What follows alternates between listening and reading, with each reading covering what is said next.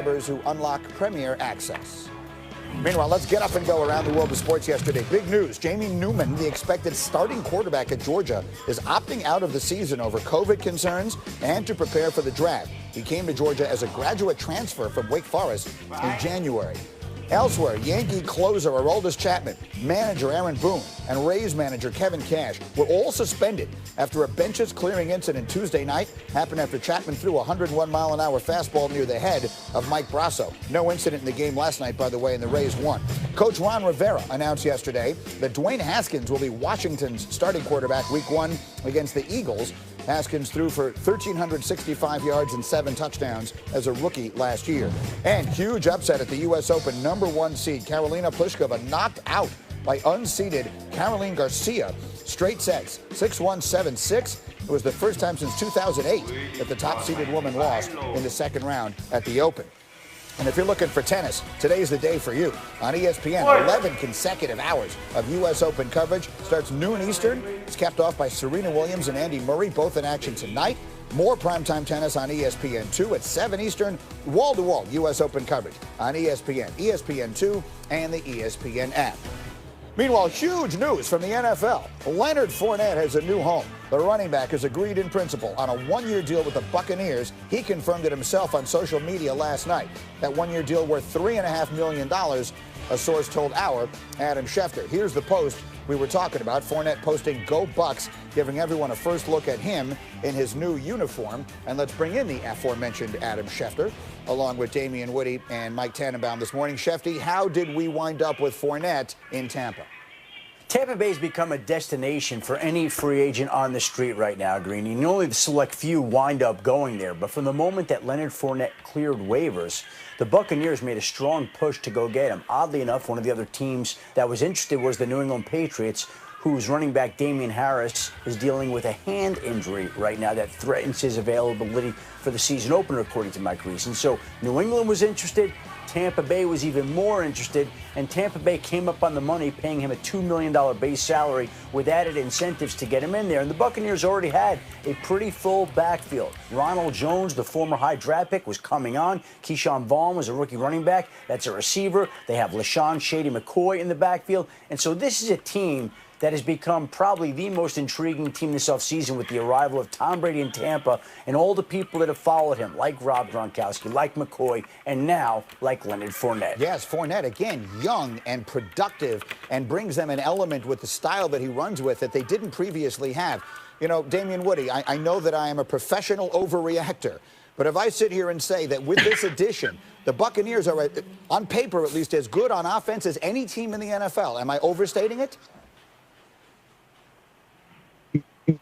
No, you're not overstating. I mean, you look at all the names that they have, you know, Tom Brady, Mike Evans, Leonard Fournette, Chris Godwin, you know, Rob Gronkowski. Those are some big-time names, big-time players that have been highly productive in the National Football League. But all right, so we got to have a we lot. know this, let's pause in this there. offseason, obviously, we're having all kinds of trouble with D Wood's shot. Let's put him on hold there and try and get that fixed up. Let me go to Mike T. By the way, D Wood, that gorgeous house that he lives in, Mike Tannenbaum paid for that, but that's a whole other question. Mike T, let me come to you, and we'll try and get D Wood's shot fixed up. Just how big an acquisition is this? How would you put into perspective the significance of Fournette signing in Tampa? I think it's massively significant, and here's why.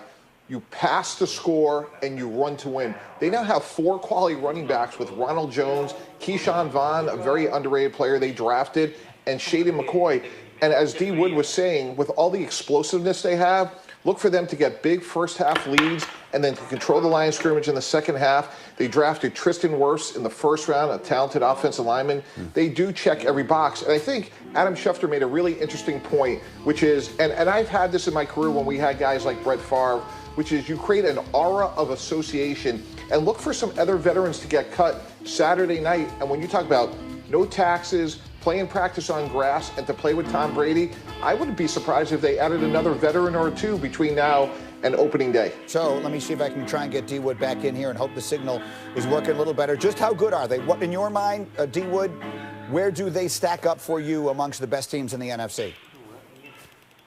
Greeny, they're right there. They're right there with the, I think, with the 49ers, with the Saints, those teams in the NFC. So the biggest thing is how fast can they come along? We know they haven't had an offseason. So can they come along fast enough will determine how far they will go in their quest to get to the Super Bowl, which, oh, by the way, is played down in Tampa this year. Absolutely. They could host the Super Bowl. D. Wood, very quickly on the challenges of putting all these pieces together. Give me a sense of how long you think it takes with all these new faces and all of that and the unusual offseason. How long does it take before they are operating at full efficiency? Listen, I think September. I think September is kind of like an extended preseason for the Tampa Bay Buccaneers. By October, I think we'll see this Tampa Bay Buccaneers team start to move full strength. Okay, so we'll see if by the time October rolls around, they look like the best offense in the NFC. Guys, stay there with me because we had other news yesterday. We lost a legend, one of the greatest players in the history of baseball, and a legend in every sense of the world in New York sports and beyond, Tom Seaver. He was called Tom Terrific. He died yesterday of complications of COVID-19 and dementia. He was 75 years old. And where do you begin to describe his greatness as a pitcher? He transformed the Mets from cellar dwellers to world champs. He won 311 games. That's 18th all-time. He won Game 4 of the '69 World Series. He had over 3,600 strikeouts, 6th most all-time. Still has the record with 10 consecutive strikeouts in a game. Much deserving, of course. Goes into the Hall of Fame in 1992. And when he was inducted that year, he got the highest percentage of the vote ever to that point, 98.84% of the vote for Tom Seaver. And here's more. He was named the Rookie of the Year in '67. 2 seasons later, won the first of his 3 Cy Youngs, 3-time NL ERA champ, 12 All-Star games for the great Tom Seaver. I talked about it earlier this morning with Tim Kirkchin. He's the greatest Met ever, and there is not a close second. He's, for me, one of the 10 greatest pitchers of all time. I was 12 years old when he pitched the Mets to the World Championship in 1969. It was absolutely breathtaking to watch a pitcher who threw that hard with that kind of precision. And the way he threw, that back knee used to drag against the ground. He was so big and he was so strong. He was Tom Terrific in every way. That was Tim Kirkchin with me earlier this morning. They are mourning in New York today, the Daily News. There's the cover, 41 forever. This is the kind of day where you are going to see adults crying for a sports hero that we have lost. The great Tom Seaver, gone at the age of 75. We're back in a moment. Get up on ESPN.